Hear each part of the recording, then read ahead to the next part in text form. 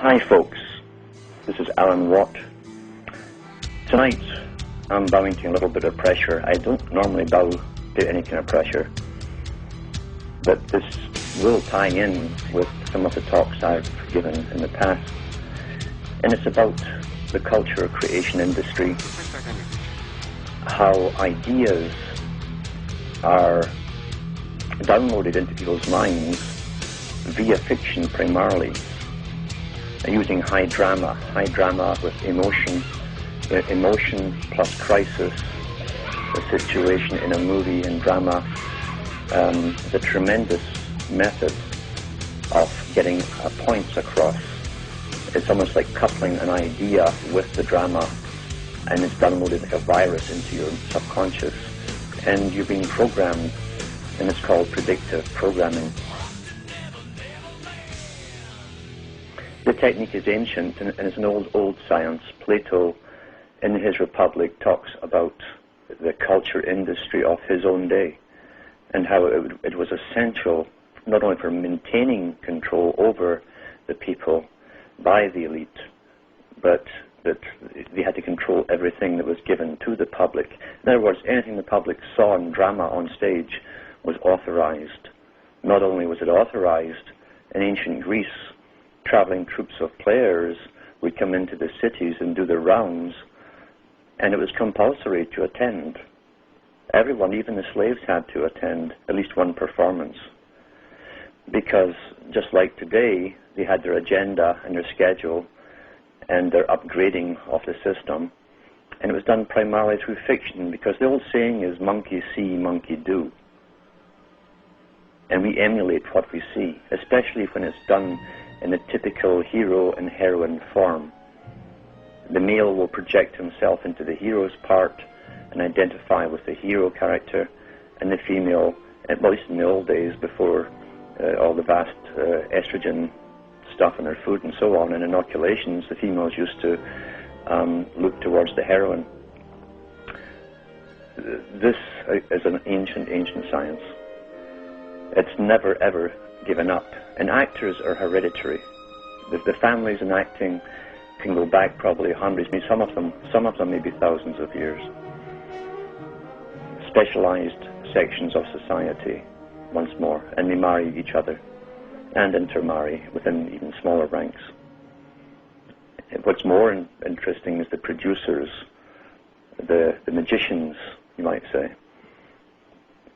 who understand and have a full grasp of what is to be conveyed to the audience, what messages must be imprinted in them, in their minds, and he knows the techniques and how to do this perfectly, a perfect science.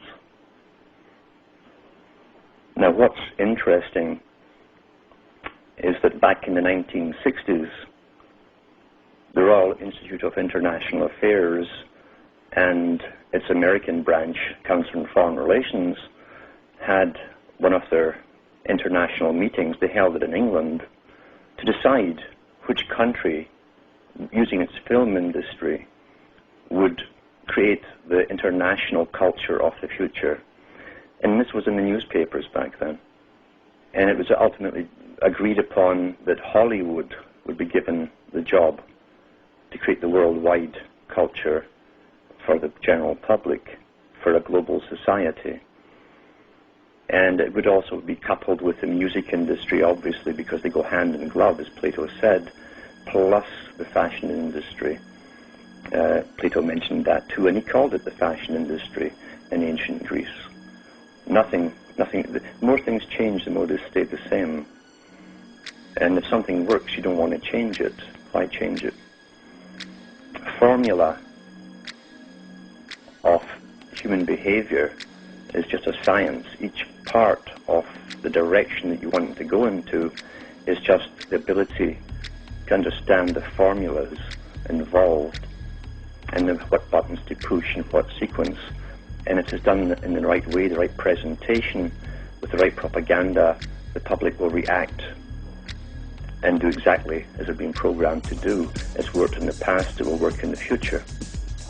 That's why they're utterly confident that they can change society, even back to infanticide if they wish to, because they'd done that in ancient Greece. So it was taught and practiced there.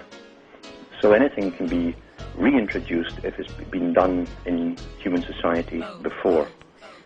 You just have to know the formula to introduce it. So Hollywood, this amazing industry, probably one of the biggest exports now, maybe the only one left in the US apart from the military. Hollywood is called the Holy Wood. Holy Wood. The Holy Wood, of course, is a staff of the Magi, of the Magus, the Grand Magus in the occults. He waves a wand and everything is altered, changed. He casts a spell. And it's portrayed even in the cartoons with Mickey Mouse with his little wand, as he's dressed like the wizard. And little stars, 5-pointed stars, come from the wand. Earth, air, fire, water, spirit, the 5 points. That's what it means. High drama.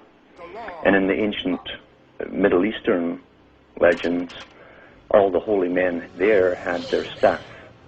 We even find it in the Old Testament, as Moses has the little contest with the Pharaoh's Magi, and they play it changing sticks into snakes and back again, which is a good trick. But the trick of conducting a spell over the audience is by using a staff, the holy wood. The holy wood also, on another level, is the grove, because in ancient times and in the present times, the bigger boys like to meet in specialized places across the planet in their holy groves. Very, very important. There's much more to this even in Jewish folklore about the groves. And Moses' brass serpent that was coiled around the staff that had made, it's all allegory, of course, for something else, which I understand, but supposedly it was placed in a grove surrounded by trees, and that was a special place for the higher Magi to meet. Some movies will show you the understanding within Hollywood, at least in the director's part. Many of the actors don't even understand it themselves, but the directors and producers certainly do. And some of the bigger ones are given the information and they're advised on how to get it across to the public. It's not that they have geniuses within Hollywood, per se.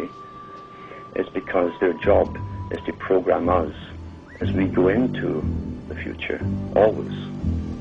Hollywood has been an essential part of government, especially in the United States.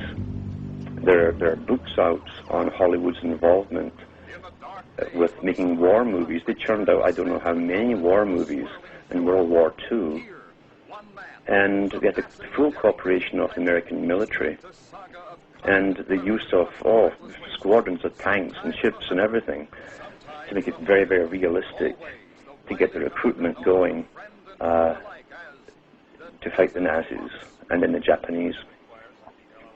Tremendous part of propaganda, and it's never stopped. And even today, the Pentagon admits they have funded some of the bigger movies to do with war and Jarhead and all this kind of nonsense to get the young guys in for recruits. The movie industry is there to indoctrinate you into possibilities which you swallow as possibilities, and then they actually come out in reality. This technique has been used very effectively since the BBC, in fact, first started up as a radio station for World War I, and they used plays and dramas in serial form, so that you should tune in every day to get the next part of the exciting story.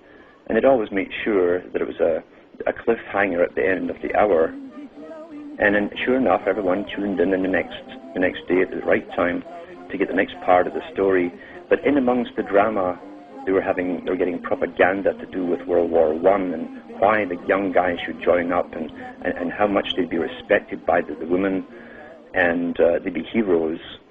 And this is how the technique is used upon the young people's minds. That's why they don't use older guys in the military. except for generals and so on. Young guys think they're immortal. They want, because of the tribal instinct within them, they want to be a hero. They want to stand out and save the tribe. That's what sports are portraying too. That which you see in a movie form becomes acceptable subconsciously, so that when it comes in reality, you don't react to it. You're familiarized with the idea. And in the movie, of course, it's always presented as a necessity. And in other words, all the bugs have been ironed out subconsciously in your mind for you. It's been downloaded into you, the whole idea, and why it's done. So this is Hollywood. I'd buy that for $1.